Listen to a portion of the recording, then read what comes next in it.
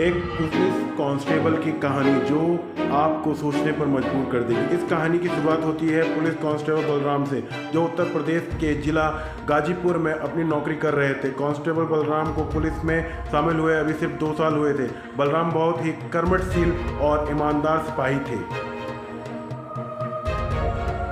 वही अपने काम को बहुत ही ईमानदारी और लगन से करा करते थे।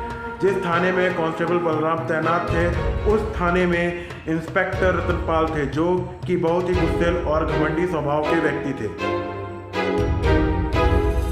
बिना किसी गलत काम के ही वह अपने छोटे कर्मचारियों को डांटा करते थे और गालियां भी दिया करते थे। अपने ऊंचे पद का इंस्पेक्टर रतनपाल को बहुत ही घमंड रहता था।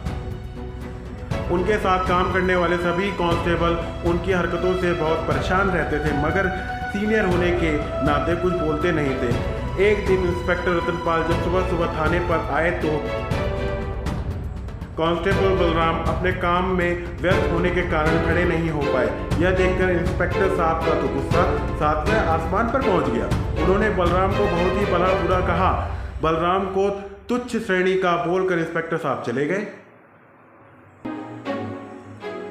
यह बात बलराम के मन में बहुत गहरा चोट कर गई। वह मन ही मन प्रतिज्ञा कर चुके थे कि मैं पुलिस विभाग का ही सबसे बड़ा अधिकारी बनकर इंस्पेक्टर रतनपाल को दिखाऊंगा कि उसके अंदर कितनी काबिलियत है।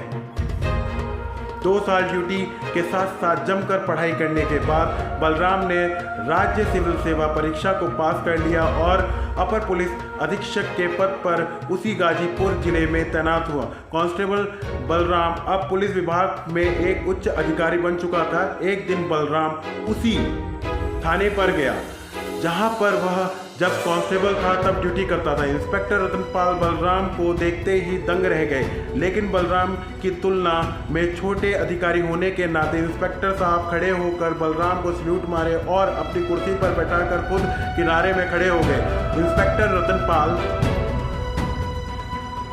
का सारा घमंड चूर चूर हो गया। एक साधारण लड़का बलराम जो कुछ दिनों पहले इंस्पेक्टर साहब को सल्यूट मारता था, और आज ऐसा दिन आ गया कि उसी लड़के को इंस्पेक्टर साहब खुद सल्यूट मार रहे हैं। अच्छी और सच्ची कहानियों के लिए हमें